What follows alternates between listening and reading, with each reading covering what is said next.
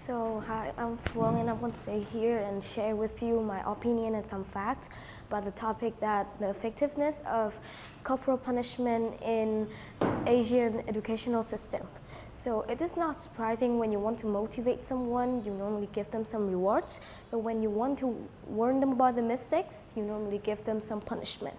This is also true in school, where many times teachers need to correct their students' misbehavior, but in many reported cases, some Asian school teacher seems to be over-abusing punishment toward the student physically and mentally.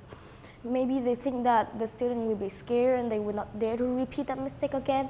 But in my opinion, the usage of violence in educational surrounding is, no matter what form it is not effective at all. Firstly, according to the UN, any kind of punishment that using physical force to cause pain or discomfort is defined as corporal punishment.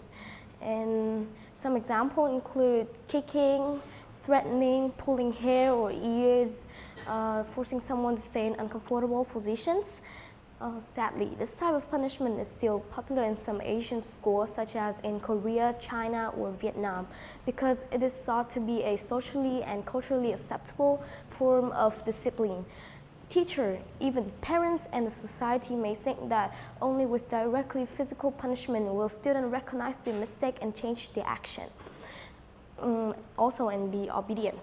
But because of that thinking, there are 68% of Vietnamese children are suffered by corporal punishment, and 94.6% of interviewed high school students in Korea had experienced the same thing. However, it violates a fundamental human rights, of course include the student rights, which state that every individual have a right to live, to be free, and to be happy. Corporal punishment can leave extreme injuries on the children's body or attack them with a mental breakdown, result in permanent vulnerabilities, and or even serve them with depression for the rest of their whole life. Secondly, many people think that corporal punishment contributes to the top global ranking for the best studying results of Asian students, but it's not the whole story.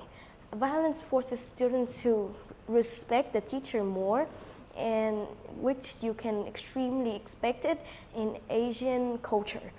However, this is just a short-run solution because the mistake can't be fixed until the violators really understand why they shouldn't do so, and they will change the behavior themselves.